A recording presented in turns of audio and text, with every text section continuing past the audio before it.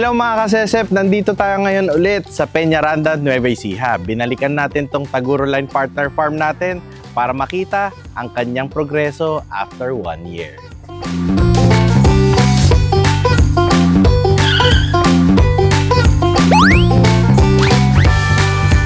Guys, excited na akong makita ang mga pagbabago dito sa farm na to. Sir, long time no see. Kamusta? Welcome ka ulit dito sa Lola Crescing Farm. Sir, grabe ang dami ng bago. Tour mo nga ako, pakita mo naman yung mga bago dito, sir. Sige, simulan natin sa dati. Okay.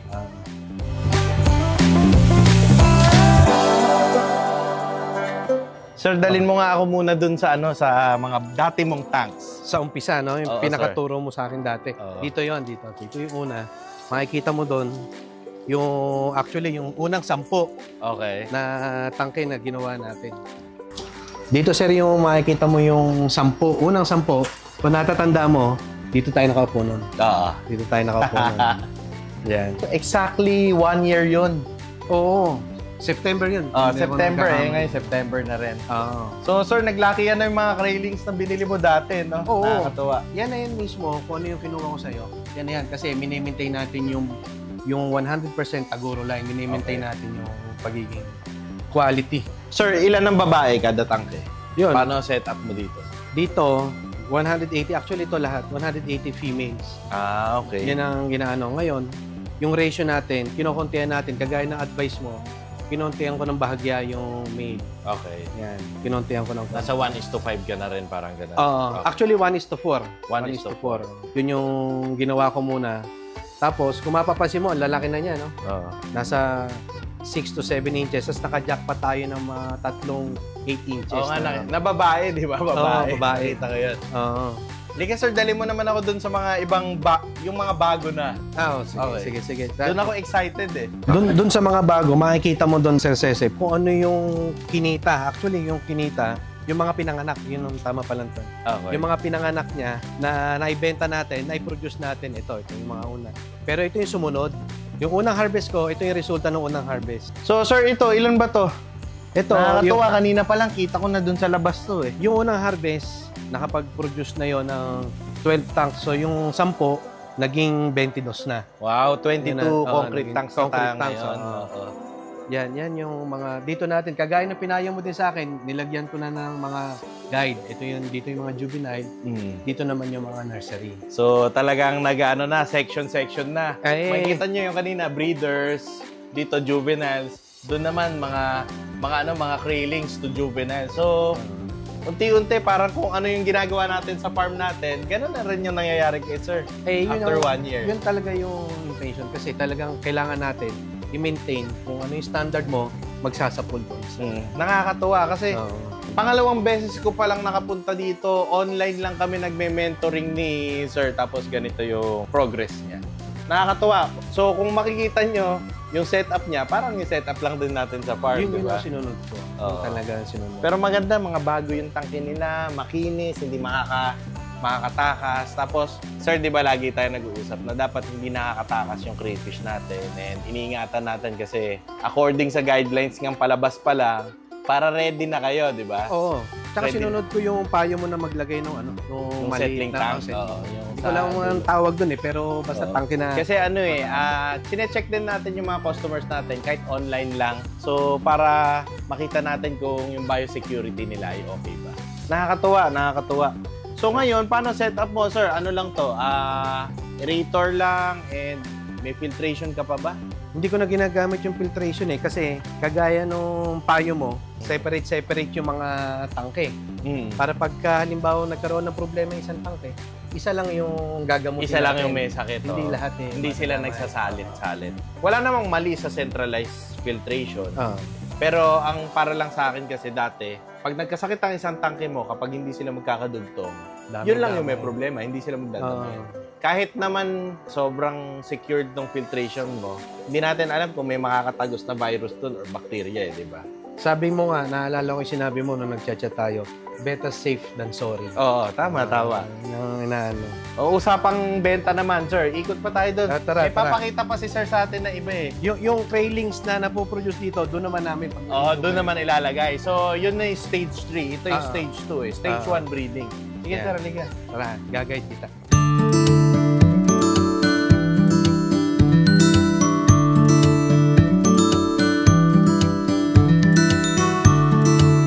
So, sir, ito, explain mo naman paano yung setup mo dito.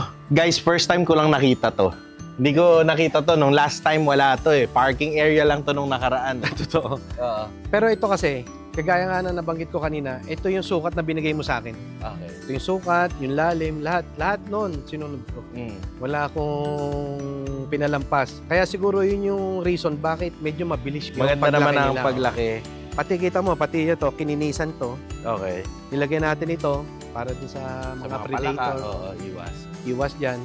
Tapos, may mga hides din dyan. Okay. Ayaw mo sa akin. Kamusta, sir, ang ibon? Hindi ka ba nabababaan ng ibon? So far, wala. So far. Kasi may naman si sir, ang bantay niya 24/7 nandito siguro. Umiiwas yung mga ibon. So, sa ganito, gano'ng karami nilalagay mo, sir? Dito, sa sukat na to, 7,500. 7,500. So, tingnan natin kung ilan mabubuhay doon after 3 months, no? Makabuhay lang ng 6,000 siguro. 70%, okay na eh. Oo, panalo na. Guys, isa lang to doon sa earth pond niya na ilang square meters to? 300 to. So, 300 to. Meron pa siyang dalawa. Samahan nyo kami.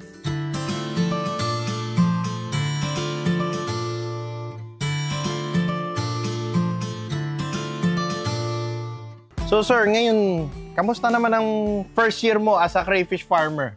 Sa akin medyo naging blessed kami dahil yan yung resulta. Yung mga kinikita nun, tinatayo namin. Parang kagaya na sinabi mo, flip lang ng flip. Roll lang ng roll. Kumbaga, mas buo na yung loob mo na mag-expand kasi... Kumpiyansa. Oo, yung kumpiyansa.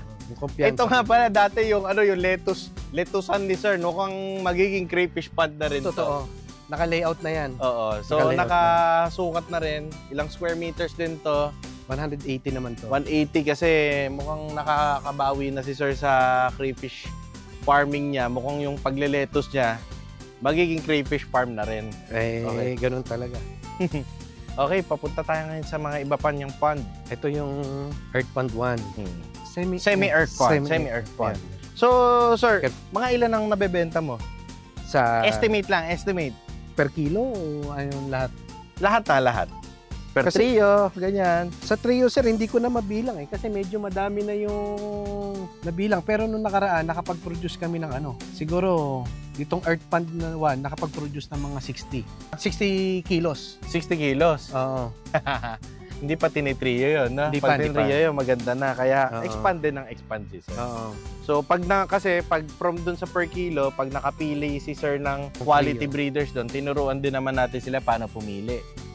So, ito, nasa second semi-earth pond tayo. Natutuwa ako kay sir kasi iniingatan ni sir yung makawala yung crayfish niya, kaya mataas din ng survival rate, tsaka malaki ang na-harvest niya. Oo, totoo. Malaki talaga yung na-harvest na nakaraan dito sa EP1. Patawagin namin sa pond na to.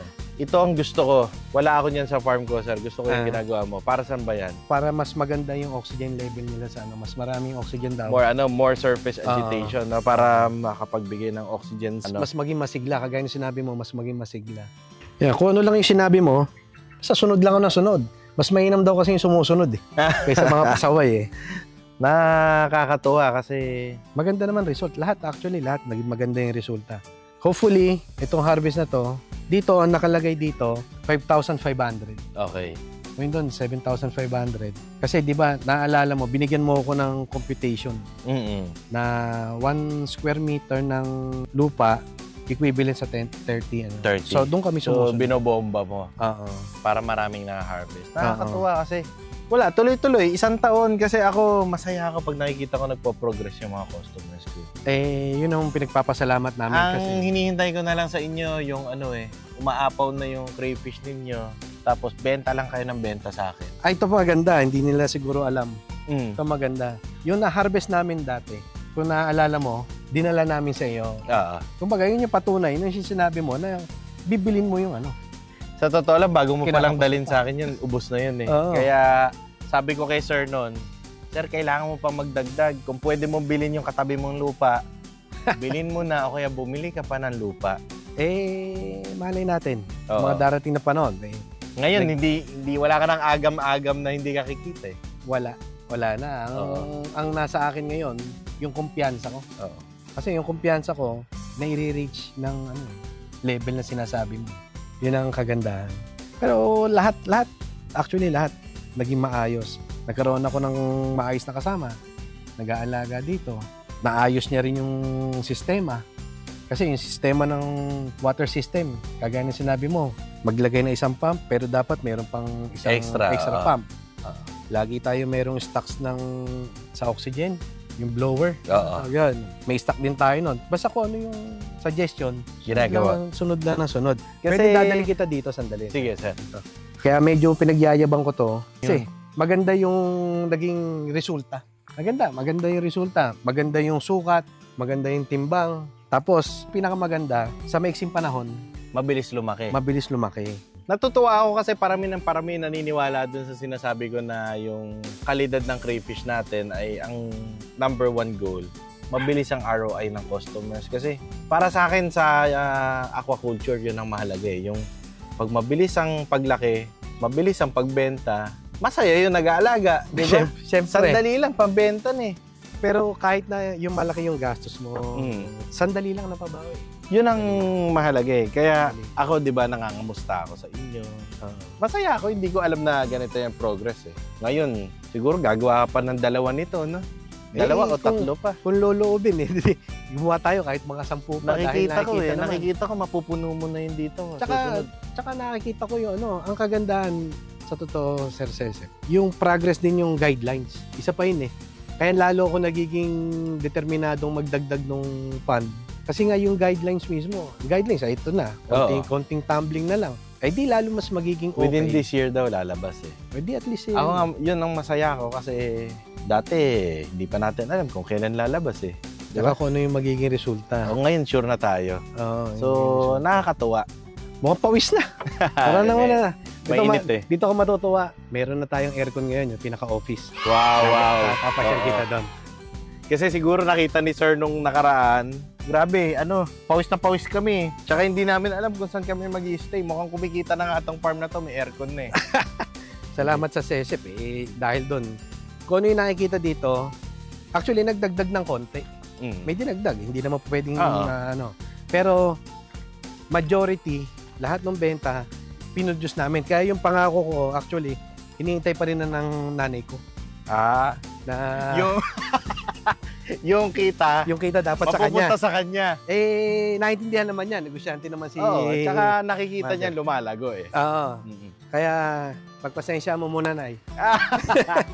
Ni Lola Grising. Pero masaya ang mga magulang kapag Hindi, para lumalago ang Para sa kanila talaga to lahat. Lahat ito, para sa kanila. Tsaka siyempre, sa anak. Ayan, ito na yung opisina. Wow! Ito na. Ito. Daig mo pa ako dito, sir. Aircon na, sir. Wow, aircon. Aircon na. Okay. Ito na. Wow! Nakikita mo na. Aircon. Ayan. Aircon na.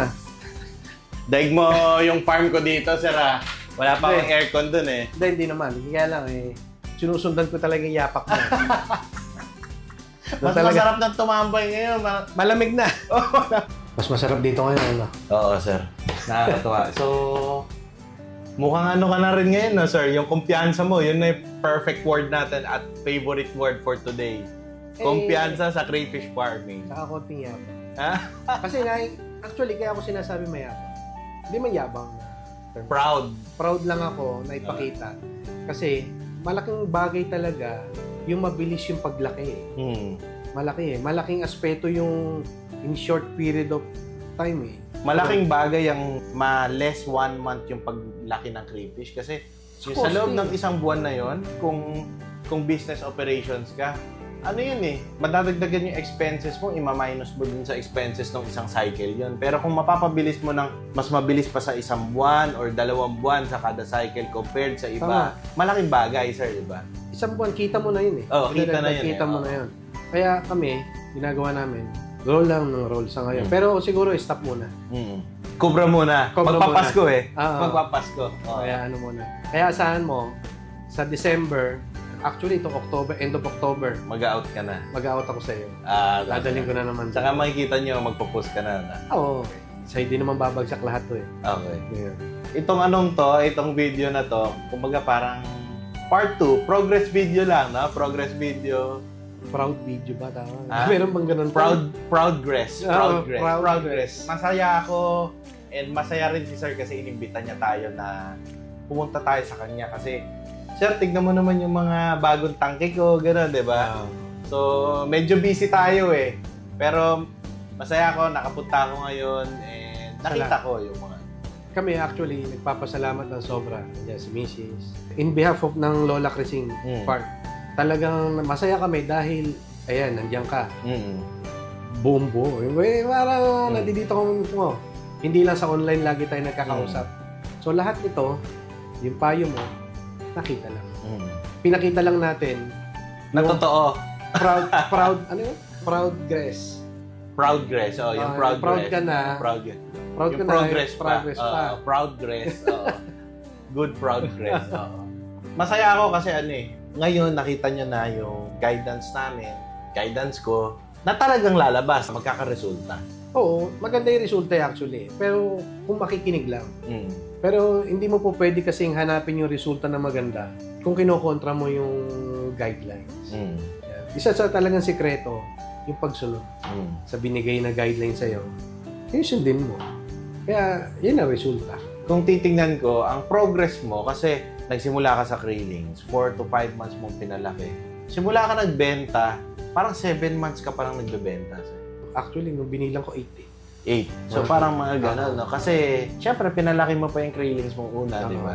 So, nakakatuwa. Hindi pa isang taon, guys, kasama isang taon, kasama yung growing niya doon, eh. Kasama yung pag-grow niya. 7 months ako nangapital muna. 7 buwan ako nangapital ng magpapalaki. So, siguro next year, kasi expand si Sir, mababawi niya pati yung mga pinang-expand. Next year. Yung ROI ko, actually, nabawi na. Yung una. Bawi na. Tumubo na eh. Kita mo naman. Ang hinihintay ko na, cobra na. Ito naman yung papasok yung pangako ko sa nanay ko, sa magulang ko. yung sa kanila na yung part yung kita. Maganda. Ano naman ang masasabi mo, Sir, sa mga magiging customer mo at gustong pumasok sa crayfish farming? Pagka papasok tayo sa crayfish farming, kailangan seryoso. Yung talagang, yung puso mo ilalagay mo. Kasi hindi po pwede na gagawin mo lang hobby. Kasi itong hobby na to, sumasabay na doon yung kita. So, yung tiwala mo dapat, hindi mo tatanggalin doon sa nag-guide sa'yo. Isa sa pinaka-importante, yung tiwala mo, tsaka yung kumpiyansa mo sa nag-guide sa'yo, yun ang sundin mo. Kasi, kung ba't maganda yung resulta, dahil sa magandang pagsunod namin. Kaya ini-encourage namin kayo sa SESEP, sa Lola Crising Farm, na tangkilikin talaga yung kung alin yung mas mabilis lumaki. Yan. Quality, mabilis lumaki. Gusto lang naman natin kumita ng mabilis yung mga tao. Totoo. Hindi naman tayo maghahanap buhay kung Pero yun lang ang mapapayo ko sa iba na yun sa mga aspiring na gustong sumunod din sa kagaya ng resulta na binigay sa amin ni Sir Sese. Pwede nyo silang kontakin, pwede nyo kaming kontakin. United naman kami, centralized kami, nagtutulungan kami sa isa't isa. Yun ang kagandahan. Well, napakita naman natin na kung nasa na yung Lola Crising Farm ngayon. Masaya ako, nakakataba ng puso kasi yung maipasa mo yung kaalaman mo tapos nagpo-progress sila. Malaking bagay yun. Ako, nagpapasalamat din. Ako, congratulations and salamat sa pagtitiwala. Ay, syempre. Pero salamat din sa tulong. Kasi kung hindi dahil sa tulong, wala. Masaya ako kasi yung mga customers ko nagiging tropa ko eh. So, ayan na siya. Naging kaibigan ko na siya. Makikita nyo naman, presko na kami mag-usap. Sorry, dito scripted Kumbaga, kung ano yung natural namin, pinapakita lang namin kasi masaya kami. Kasi kumita na ako. Masaya ako, kumita ako. Masaya ka, nakita ka. Tapos, ang laki pa ng nilaki nung farm. Ano pang gagawin natin? Mag-crayfish na kayo. Taguro. Yun lang. So, tapos na itong napakita na namin yung progress video ni Sir. Sana sa second year and third year na babalik ulit kami. I-invite ka namin. Talagang kukulitin kita ulit. So, after nito, pupunta ulit tayo sa iba namang Taguro Line Partner Farm. Papakita rin nila kung ano yung progress nila. Sana maganda rin yung mga progress nila. So, yun lang guys. Sana na-inspire kayo ng progress video or progress video ni ni Sir George ng Lola Crising Crayfish Farm. Sobrang saya ko. And abangan ninyo yung mga susunod na progress video naman na pupuntahan natin. Yun lang mga kasesep. See you next time.